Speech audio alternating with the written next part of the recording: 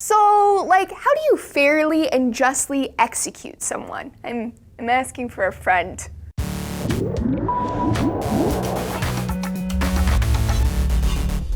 Hey everyone, Laci Green here for D News. Did y'all hear about what happened in Oklahoma? Oh man, it's so disturbing. I'll spare you the details, but basically there was an execution and the state botched it, so botched that some are calling what happened unconstitutional, a form of cruel and unusual punishment. In the wake of the chilling incident, one of the most comprehensive reviews of the death penalty in the USA has been released by a bipartisan research group and panel of criminal justice experts called the Constitution Project. The report doesn't take a stance on the death penalty. What it does is look over the 32 states where the death penalty is legal and offers some humble suggestions for those states. The experts agree that what happened in Oklahoma should never have gone down. It was the result of an untested drug cocktail that wasn't administered by trained medical staff. As it turns out, qualified professionals who are willing to administer the death penalty are kinda hard to come by. Historically, during an execution, states are pretty secretive about all of these details. The report states that there needs to be more transparency about where the drugs come from, who's administering what, and these drug cocktails have got to go. Instead, they advise that the states adopt a single drug method. This is actually already in place in 8 states. Another centerpiece of the 216-page report is a discussion about executing the innocent. You know, just casual dinner chatter. They advise that only evidence obtained by independent, accredited forensic labs be allowed in capital punishment cases. Currently, there are no strict federal standards, and some labs have been accused of working with law enforcement, leaving room for bias. The Innocence Project, a DNA testing organization, found that of 225 wrongful convictions, half of them involved improper tests done at labs without accreditation. Folks, that's a lot of bad science, which is kind of a problem when we're talking about killing someone. Along the same lines, the report addressed serious concerns about executing the mentally ill, because that's a thing that happens, even though it's illegal. This is because in some states, what the government defines as intellectually disabled is different than how clinicians and scientists define it. So the report also suggests scientific standards and procedures for testing intellectual disabilities. One of the members of the project, Mark Earley, who himself was the Republican Attorney General of Virginia while 36 executions took place, said, quote, "We hope these recommendations will be embraced by officials from both parties in Washington and around the country. There's nothing conservative about executing an innocent person,